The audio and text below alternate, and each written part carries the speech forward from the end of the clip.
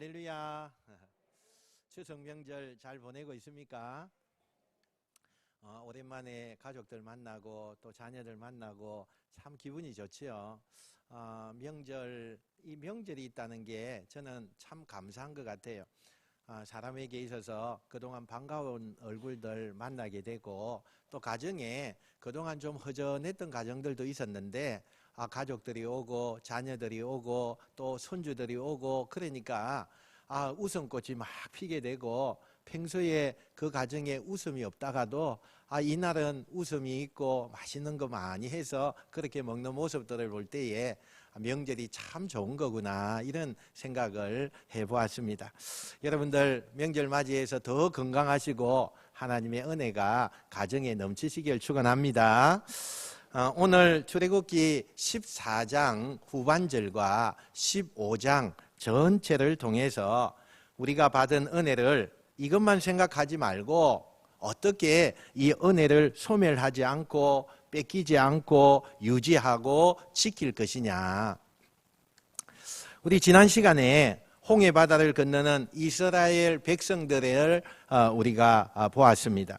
그들은 정말 홍해 바다를 잘 건너가고 있을까? 오늘 성경 이야기로 들어가 보겠습니다. 14장 22절 23절 우리 같이 한번 읽어보겠습니다. 시작.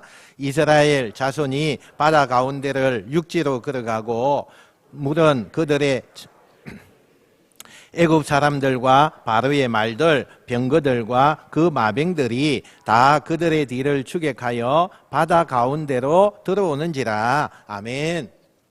대부분의 이스라엘 백성들이 기적적으로 바다를 다 건너갑니다.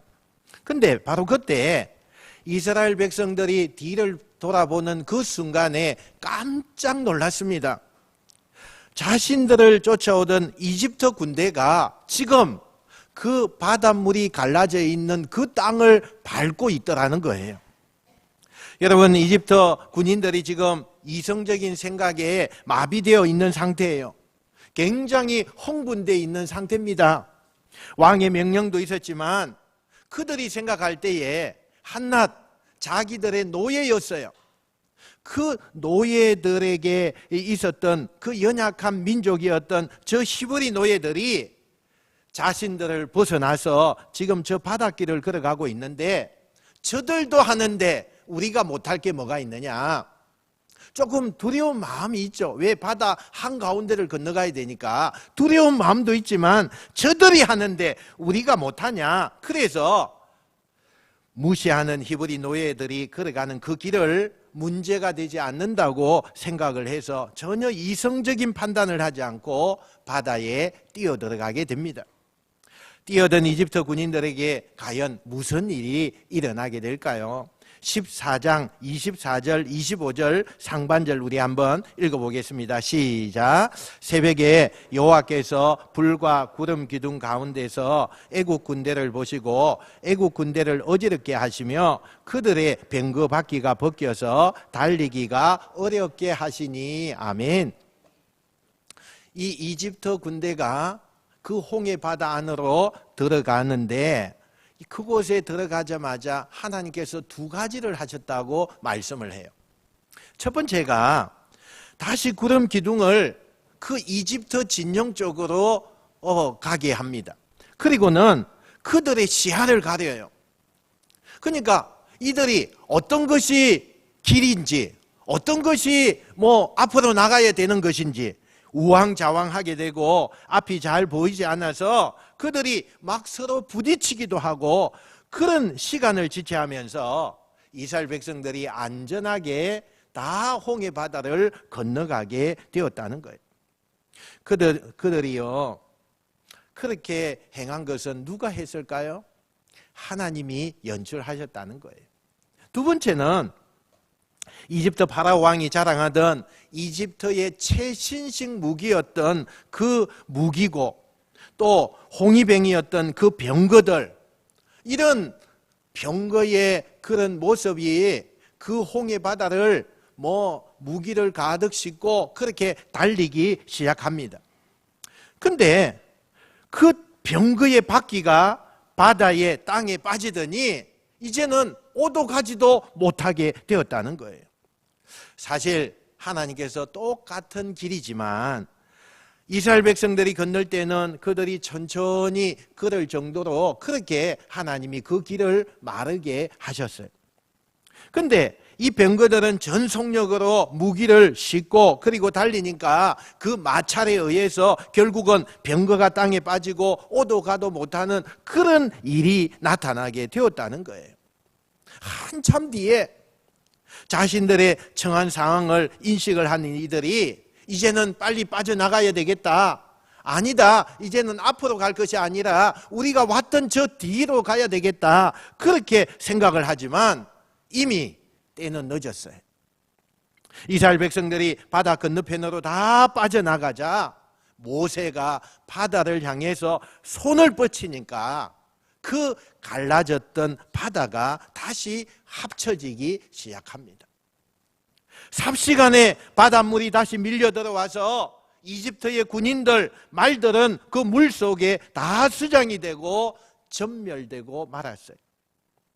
뒤에서 군사들 재촉하면서 다 잡았다고 생각했던 이 파라오 왕은 자신이 아끼는 그 군사들이 모두 바다에 전사되는 그 장면을 똑똑히 보면서 의욕을 잃고 씁쓸한 마음으로 되돌아가게 됩니다.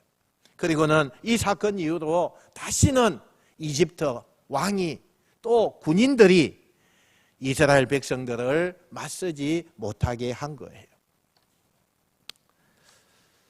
이스라엘 백성들이 보는 그 바다 위에 엄청난 시체들이, 사람의 시체가, 말들이 떠오르게 시작합니다.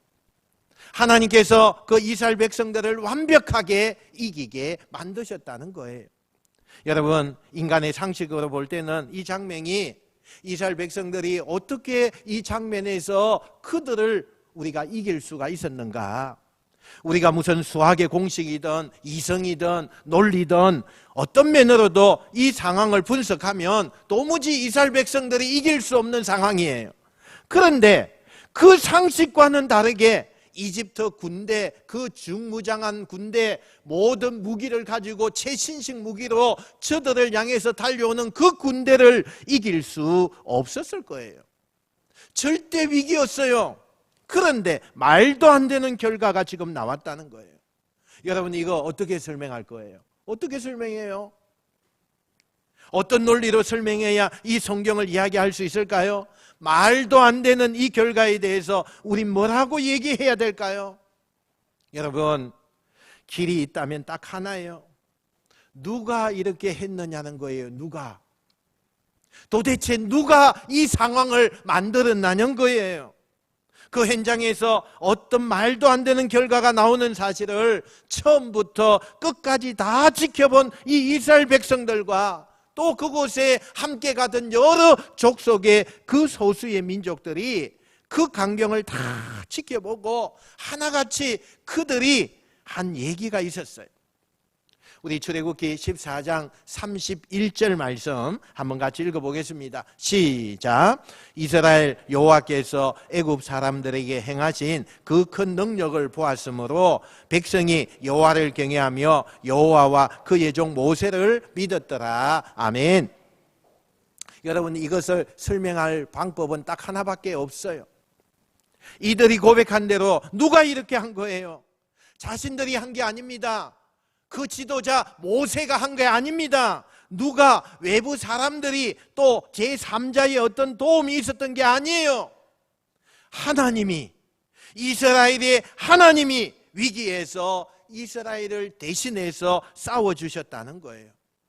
이걸 다 그 백성들이 목격을 경험한 거예요. 여러분, 우리가 하나님을 제대로 알면, 하나님을 제대로 우리가 만났다면 그 사람이 어디에 가서 누구를 만나고 어떤 상황에 있어도 하나님을 자랑할 수밖에 없어요. 우리가 살면서 하나님을 자랑하지 못하고 하나님을 고백하지 못한다, 이런 얘기는 정확히 말하면 나는 하나님을 제대로 만난 적이 없다, 그 말이에요. 하나님을 제대로 만나면요, 어떻게 하나님을 자랑을 안 합니까? 어떻게 하나님 앞에 고백을 안 합니까? 어떻게 하나님이 하신 일을 내 눈으로 보고 내 몸으로 체험하고 경험했으면서 그 하나님에 대한 일을 어떻게 말 안 할 수가 있습니까? 하나님을 제대로 만나면요, 누구에게든 어떤 상황이든 하나님을 자랑하지 않을 수가 없다는 거예요. 지금 이스라엘 백성들이 상식적으로 말이 안 되는 결과가 지금 나타났잖아요. 도저히 있을 수가 없는 그런 일이 벌어졌잖아요. 그러면서 그들이 그걸 보고 뭐라고 말해요? 하나님이 하셨다는 거예요. 하나님이 그렇게 모든 것을 인도하셨다는 거예요. 모세와 이스라엘 백성들이 그 모습을 보고 이제는 하나님 앞에 찬송을 드립니다. 누구라 할 것도 없이 모세가 선창하면 백성들이 뒤에서 후창합니다. 그리고 그 뒤에 모세의 누이인 미리암과 여인들이 나와서 소고치고 춤을 추며 하나님을 높이고 기쁘게 찬송하는 것으로 오늘 이 사건이 마무리가 돼요.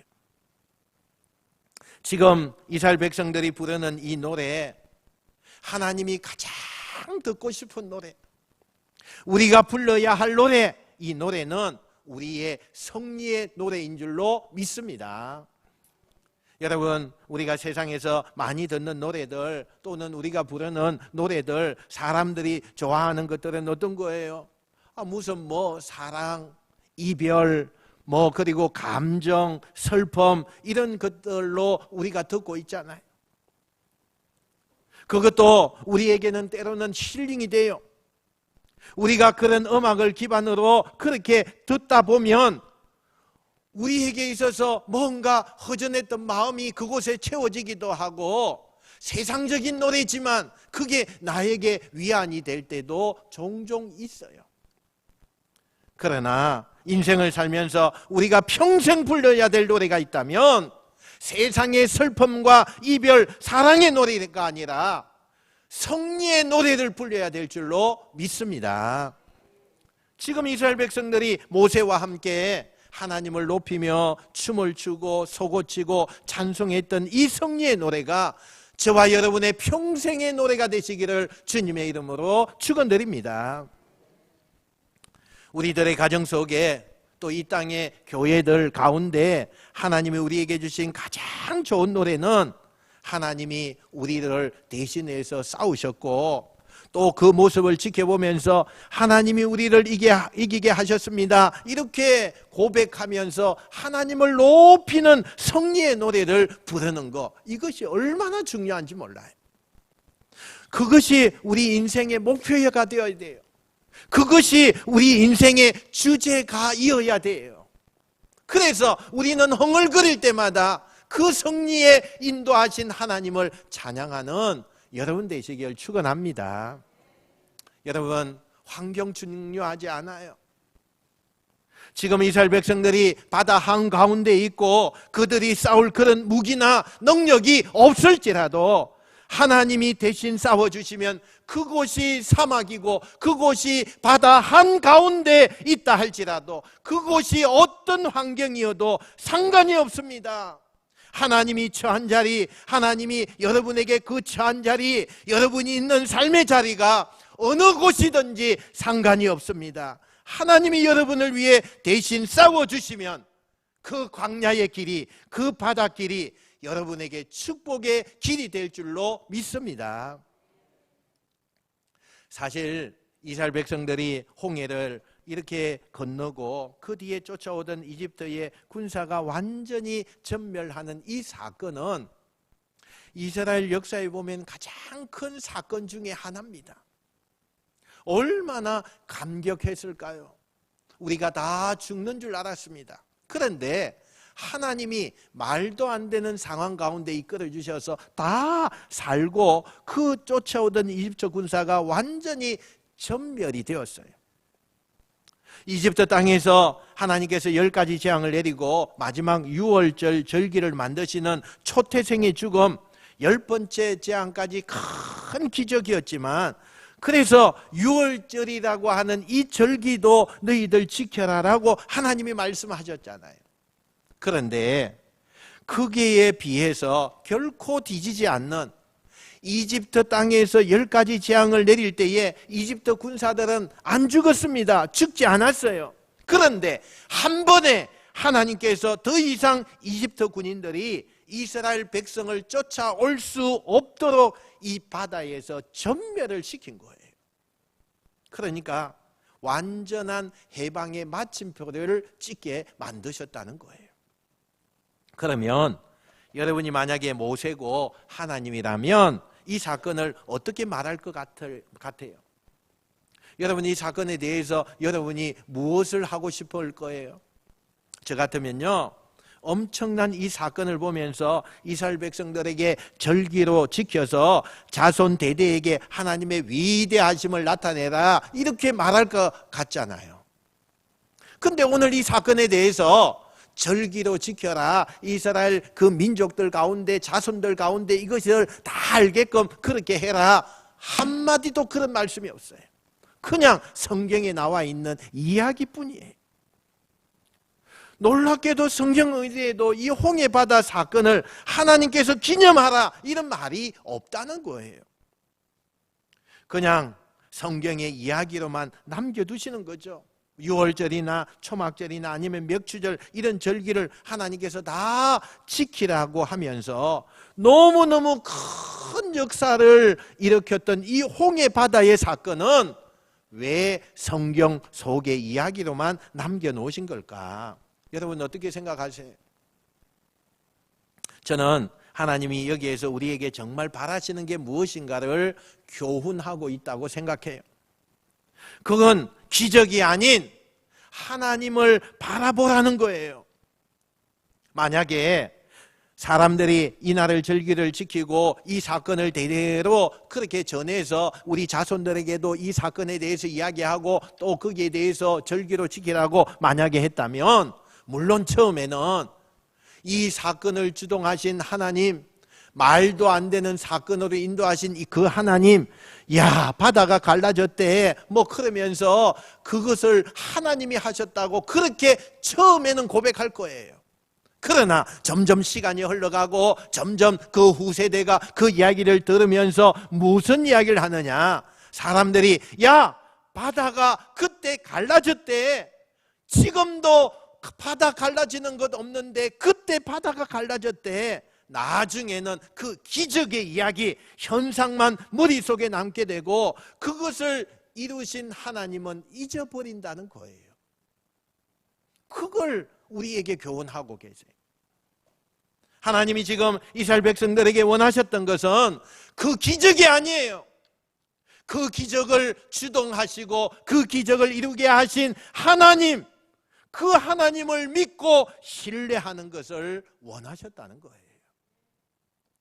여러분, 성경은 그 뒤에 시편에서도 이 홍해바다 사건을 다시 이야기하면서 강조하는 게 뭐냐? 홍해바다가 갈라지고 이집트 군인들이 죽었다, 이걸 강조하지 않아요. 시편 136편 13절 말씀 우리 같이 한번 읽어봅시다. 시편 136편 13절 말씀 시작. 홍해를 가르신 이에게 감사하라, 그 인자하심이 영원함이로다. 아멘. 여러분, 사건에 하나님께서 주목하지 않으십니다. 그 일을 이루시고 그 역사를 만들어내신 하나님만 강조하고 있는 거예요. 오늘 우리는 어려운 시기를 지내면서 하나님 앞에 눈물로 기도하는 제목들이 있잖아요. 우리 가정에 때로는 내 삶에 이런 기적이 나타났으면 좋겠다고 울부짖고 하나님 앞에 우리의 소원을 비는 성도들이 오늘 이 말을 한번 주의 깊게 우리가 생각해 봐야 돼요. 우리는 너무 힘드니까 하나님, 우리 가정에, 내 인생에 한 번만 기적을 주세요. 치유의 기적, 회복의 기적.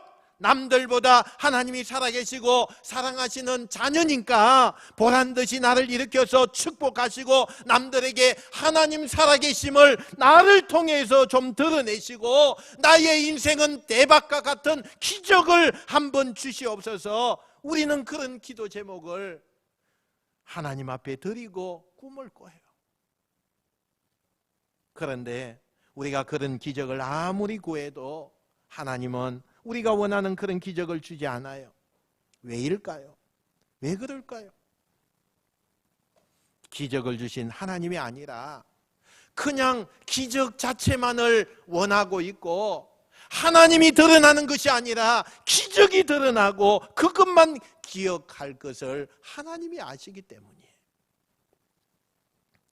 우리에게 기적을 주시면 처음에는 하나님 기적을 주셔서 감사합니다 그러지만 시간이 지나면 나한테 일어난 기적 이야기만 하지, 이 기적을 베푸신 하나님을 사람들은 잊어버리고 그 이야기를 하지 않는다는 거예요. 만약에 우리가 무슨 일을 만나든지 성공했던 실패했던 병들었던 건강했던 우리가 원하는 대로 됐던 안 됐던 간에 어떤 일을 만나든지 간에 그 일을 통해서 하나님을 더 신뢰할 수 있다면, 무슨 일을 만나도 하나님을 온전히 신뢰할 수만 있다면 하나님은 반드시 그 사람에게 가장 좋은 때 가장 좋은 기적을 베푸실 것을 믿으시길 축원합니다. 여러분, 기적을 찾아다니는 그런 무리가 되지 마십시오. 기적을 보고 환호하는 그런 편들이 되지 마십시오. 그러니까 여러분, 이걸 알기 때문에 이단이나 또는 여러분 하나님을 흉내내는 다른 것들이 이런 퍼포먼스를 하는 거예요. 사람들 환호하게 만들고 기적을 만들어내고 뭔가 어떤 사람의 눈을 속여서라도 사람들 환호하게 그 현장에서 그 현상을 보면서 모이게 만드는 거예요. 그 일을 이루신 하나님은 온데간데 없는 거예요. 우리에게 무용담 일어나고 있는 사건, 그 기적들로 사람들이 환호하게 되니까 그것들이 하나님을 믿는데 방해되고, 그것이 가로막는, 하나님 앞에서 전혀 믿음으로 하나님을 신뢰하지 않게 되는 그런 일들로 만든다는 거예요. 우러러 쫓아다니는 그런 무리가 되지 마시고 조용히 여러분의 삶의 자리에서 하나님만 기억하는 그 한 사람이 여러분이 되시기를 주의 이름으로 축원드립니다. 여러분, 다른 거 다 잊어버려도 돼요. 다른 건 다 여러분 소멸돼도 돼요. 나에게 하나님이 나를 위해 일하셨고 내 편이 되어 주셨다라는 하나님만 있지 않으면, 여러분의 삶의 중심을 그렇게만 지킬 수 있다면 지금까지 받은 은혜보다 더 큰 은혜가 여러분의 삶에, 여러분의 그 생업에, 여러분의 그 직장에 나타날 줄로 믿습니다. 이제 15장으로 우리가 넘어가요. 이 15장에 넘어가면 이집트 군대의 추격을 완전히 뿌리친 그 이스라엘 백성들이 너무 좋아서, 조금 전에 말한 대로 모세가 선창하고 백성들이 후창하고 여인들이 나와서 서고치고 춤추고 하나님을 높이죠. 그 찬양의 가사와 찬양의 모습이 1절부터 21절까지 장대하게 나와요. 그리고 22절부터는 드디어 하나님께 찬양을 올려드린 다음에 그들이 본격적으로 광야 생활로 시작하는 부분이에요.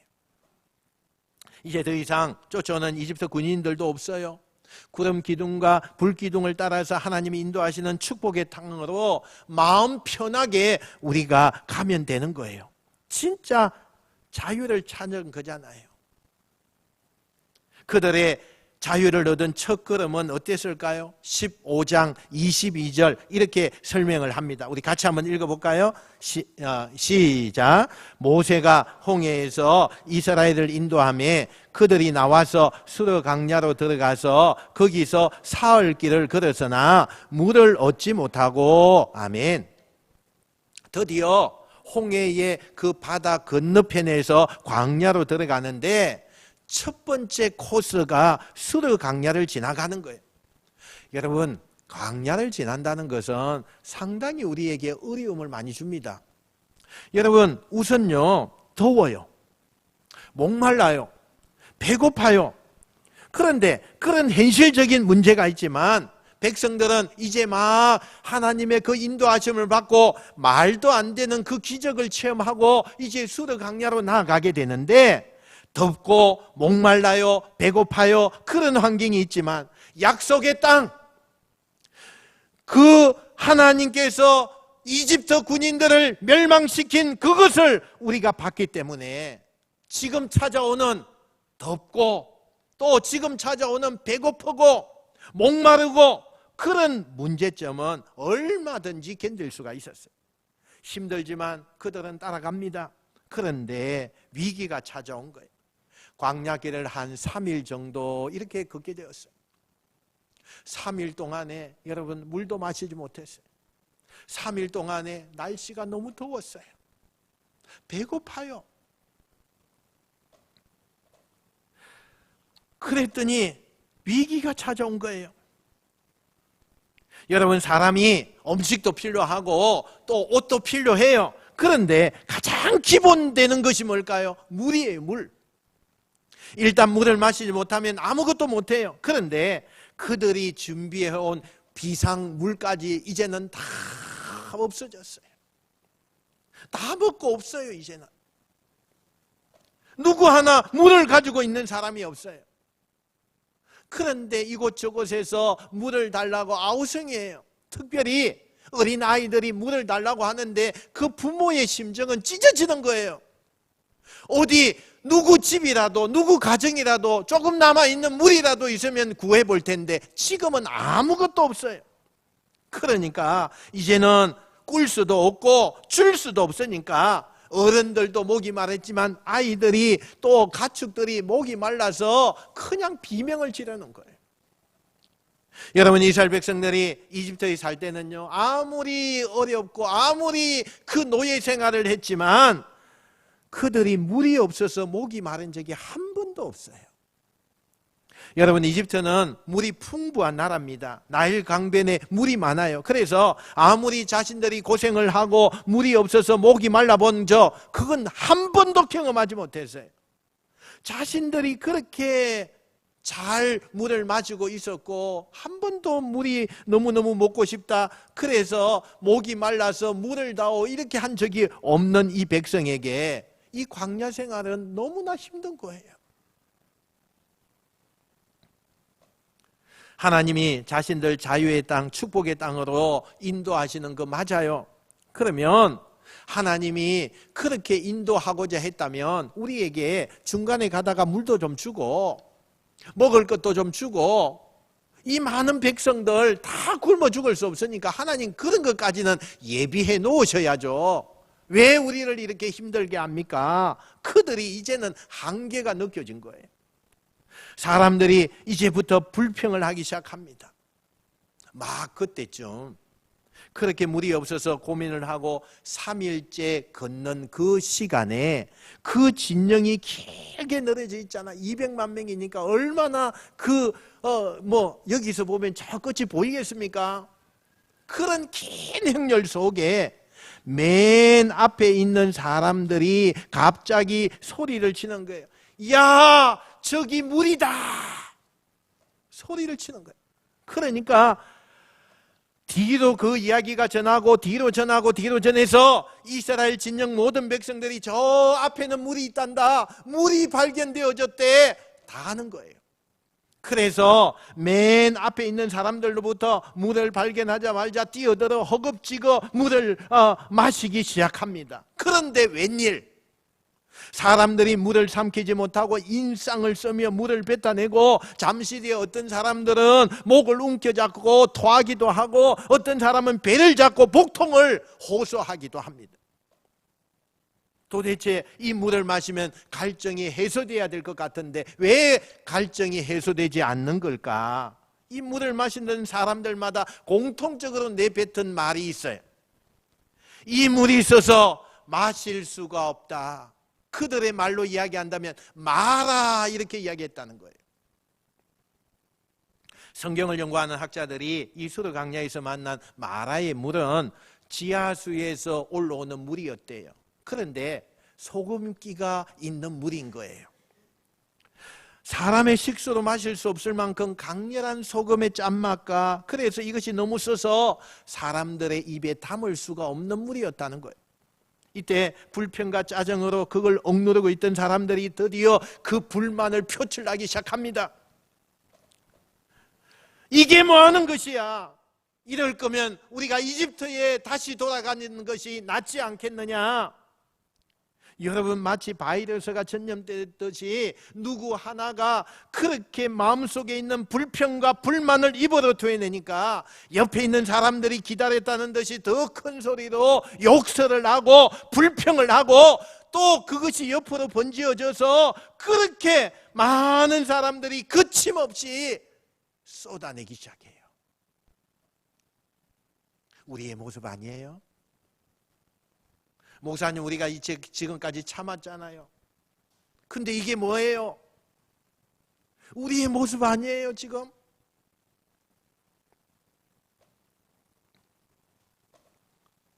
여러분, 불과 3일 전에 홍해 바다를 건너자마자 자신들 앞에 펼쳐졌던 그 사건을 보면서 찬송하고 소고치고 춤을 추면서 그랬던 그 백성들이 딱 3일 만에 완전히 180도 돌변하는 이 모습, 여러분 어떻게 생각하세요?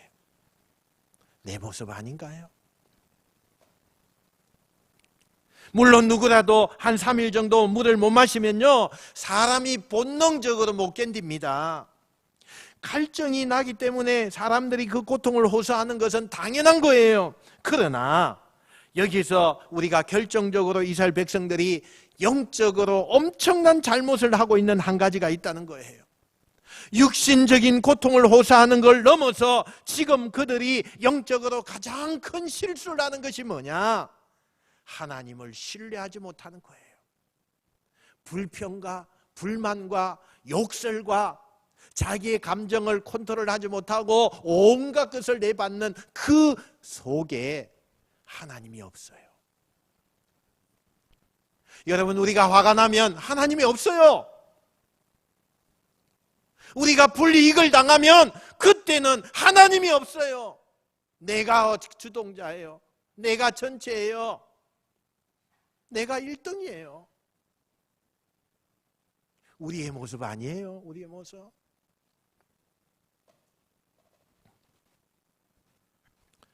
육신적으로 목이 말라서 고통을 호소하는 거 그럴 수 있어요. 그런데 그들 속에 잠재되어 있는 영적인 죄가 뭐냐? 하나님을 신뢰하지 않아요. 하나님이 우리를 사랑하시는 거 맞나? 여러분, 이 대목에서 하나님은 어떤 분이셨습니까? 길이 없는 그 바다에서도 길을 만드신 분이에요. 꼼짝없이 죽을 수밖에 없는 그 백성들, 200만 명이 넘는 그 백성들, 어떤 상황에 있어도 하나님이 대신 싸워주시고 그들을 지켜주신 분이, 그분이 하나님 아니십니까? 그런 하나님이라면 광야에 물이 없다고 그들이 갈증나서 내 백성을 죽게 내버려 두실 분이 아니라는 거예요. 당장은 그들이 죽을 것 같지만 여러분, 죽지 않습니다. 하나님 죽게 내버려 두지 않아요. 여러분의 인생에 지금 그게 경제적인 문제든 여러 가지 어려운 문제가 있어서 나 죽을 것 같습니다. 근데 여러분, 하나님이 여러분을 죽도록 내버려 두지 않아요. 죽지 않습니다. 하나님은 여러분을 그냥 그렇게 내버려 두지 않아요. 살려주십니다. 죽을 만큼 여러분 힘들면 하나님께서 없는 길을 내서라도, 하나님이 대신 싸워서라도 내 백성들을 하나님이 지켜주신다는 것을 믿으시길 축원합니다. 그런데 지금 이스라엘 백성들은 그런 기적을 분명히 3일 전에 다 체험을 했어요. 지금 하나님을 그런데도 불구하고 신뢰하지 않아요.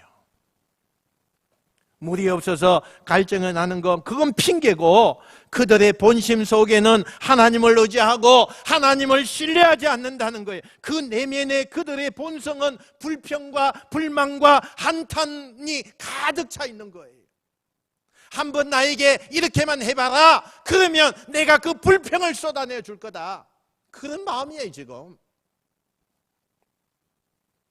그런데 여기서 보십시오. 이스라엘 백성들 다수가 불평과 불만으로 부르짖는 거예요. 우리를 죽게 내버리십니까? 우리에게 물을 주십시오. 그들이 집단으로 하나님 앞에 부르짖어요.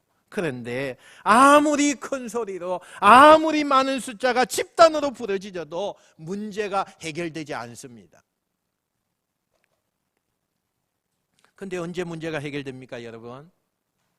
그들이 집단적으로 우리에게 물을 달라고 하나님 앞에 불평하면서 원망하면서 그렇게 부르짖은 그 백성들의 그 소리가 아니라 언제 이것이 해결되느냐? 15장 25절 상반절 우리 한번 봅시다.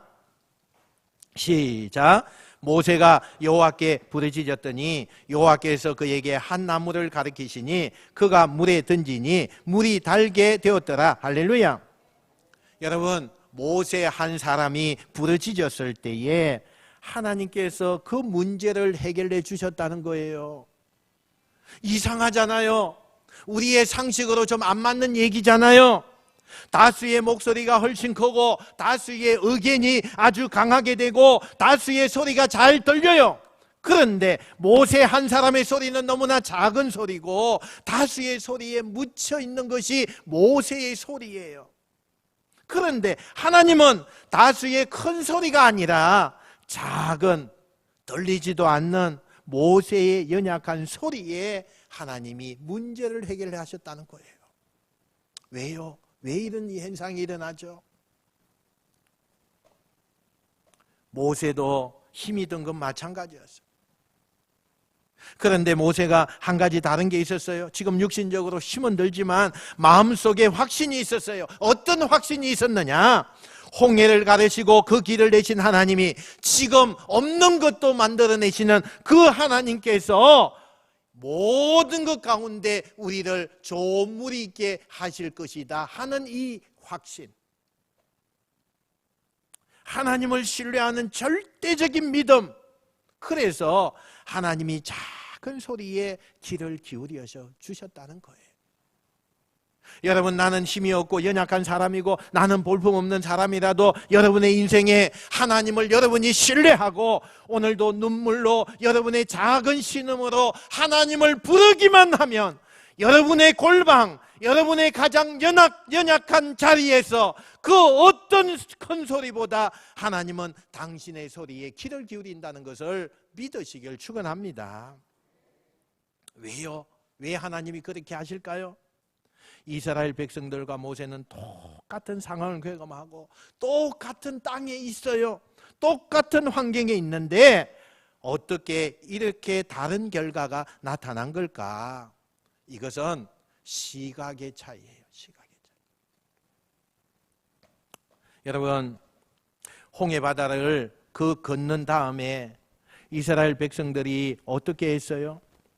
모세와 함께 얼마나 하나님을 높였어요. 얼마나 찬양했어요. 춤을 추면서 소고 치면서 그렇게 했잖아요. 그런데 모세는 노래를 부른 다음에도 하나님을 기억하는 거예요. 이건 하나님이 하신 거다. 그런데 백성들은 하나님이 하셨다라고 처음에는 말을 했지만 시간이 점점 지나가면서 그들에게 나타난 기적 자체로만 즐거워하는 거예요. 이걸 우리는 영적인 변화라고 해요. 우리는 이스라엘 백성들처럼 그렇게 살고 있는 내 부분이 없습니까? 우리 자신에게 한번 질문해 보셔야 돼요. 이 마라에서 한바탕 소동이 일어나고 이 모습을 다 지켜보신 하나님께서 마지막으로 이스라엘 백성들에게 당부하는 말씀이 나와요. 그게 오늘 우리가 읽었던 말씀이죠. 15장 26절 말씀 한번 읽어봅시다. 시작. 이르시되 너희가 너희 하나님의 나 여호와의 말을 들어 순종하고 내가 보기에 의를 행하며 내 계명에 귀를 기울이며 내 모든 규례를 지키면 내가 애굽 사람에게 내린 모든 질병 중 하나도 너희에게 내리지 아니하리니 나는 너희를 치료하는 여호와임이라. 할렐루야. 너희가 나를 신뢰하고 내 말에 순종하면 질병을 막아줄 것이고 아니 너희를 고쳐줄 것이다. 나는 너희를 치료하는 여호와, 다시 말하면 여호와 라파이다. 할렐루야. 여러분의 질병에 하나님이 치유해 주시겠다는 거예요.